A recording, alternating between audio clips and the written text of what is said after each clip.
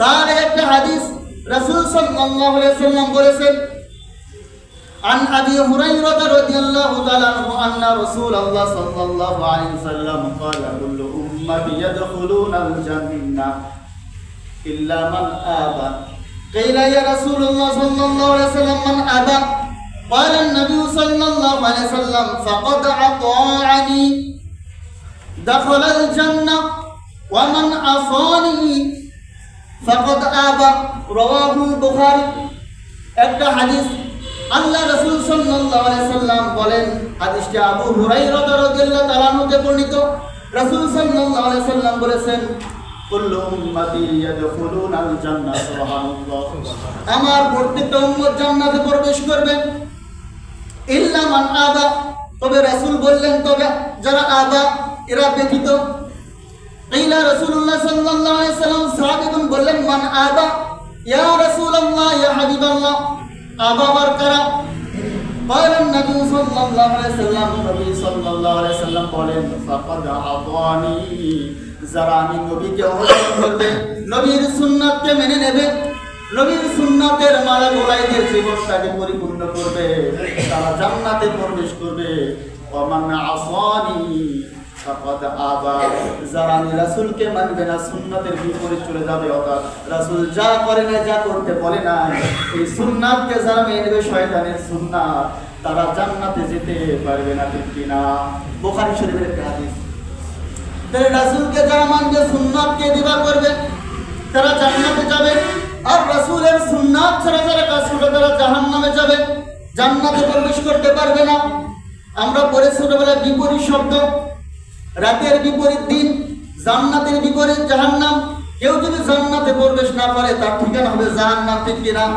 কেউ যদি জাহান্নামে প্রবেশ না করে তাহলে জান্নাতে যাবে, ঠিক কিনা?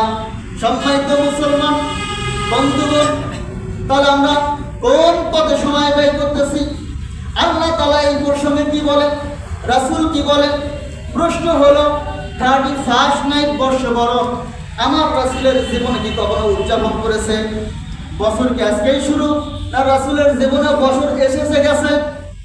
কিন্তু হাদিসের কোথাও খুঁজলে পাওয়া যায় না যে বর্ষবরণের জন্য রাসূল সাহাবীদের নির্দেশ দিয়েছে অথবা তিনি বর্ষবরণ করেছে। তাবেঈগুলো তো করে নাই, সাহাবীরা তো করেই নাই। তবে কোথায় থেকে আসলো? আমরা রোম পারস্যের ইতিহাস পড়ে দেখবেন, পারস্য সম্রাট জুলিয়াস সিজার গ্রেগরিয়ান যে ক্যালেন্ডারগুলো আছে এগুলো ইন্টারনেটে দেখতে পারবেন। এই পারস্য রোমরা এই বর্ষবরণের উৎপত্তি করেছে ইহুদিরা। তারা এই বর্ষকে উদযাপন করার জন্য বিভিন্ন আয়োজন করত, সেখান থেকে শুরু হয়েছে।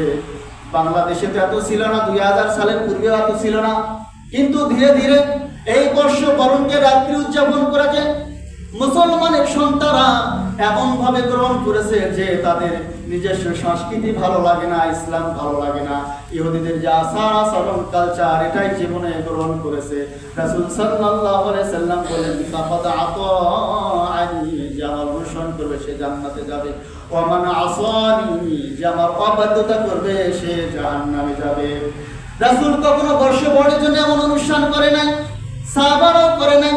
আমি আপনি যদি এই অনুষ্ঠানে যোগদান করি তাহলে কি রাসূলের সুন্নাত মানা হবে না? সুন্নাতের বিপরীত কাজ করা হবে? কথা বলি সম্মানিত উপস্থিতি, রাত্রি যদি উদযাপন করতে হয়, মুসলমান আমরা, আমাদের রব আল্লাহ, আমাদের নবী বিশ্ব নবী জনাবে মুহাম্মদ রাসূলুল্লাহ, আমরা যদি বর্ষবরণ করতে চাই, রাত্রি উদযাপন করতে চাই, আমরা যদি কোরআন নামক কিতাবে ক্লিক করি, আল্লাহ ইহুদিরা বর্ষবরণ করতেছে, রাত্রি যাপন করতেছে, আমরাও রাত্রি যাপন করতে চাই, এর কোনো ফর্মুলা আছে কিনা? আমরা যদি কোরআনকে জিজ্ঞেস করি, বলুন কোরআনে এর উত্তর আছে কিনা? নাই। আমরা বলতে আল্লাহ তাআলা আপনি তো code of complete, code of life, পরিপূর্ণ জীবন ব্যবস্থা দিয়েছেন, কোরআনকে দিয়েছেন। ইহুদিরা রাত্রি যাপন করে, নাইট উদযাপন করে। আল্লাহ মুসলমান হিসেবে আমাদের ইচ্ছা করে আমরা নাইট উদযাপন করব। আল্লাহ তাআলা বলেন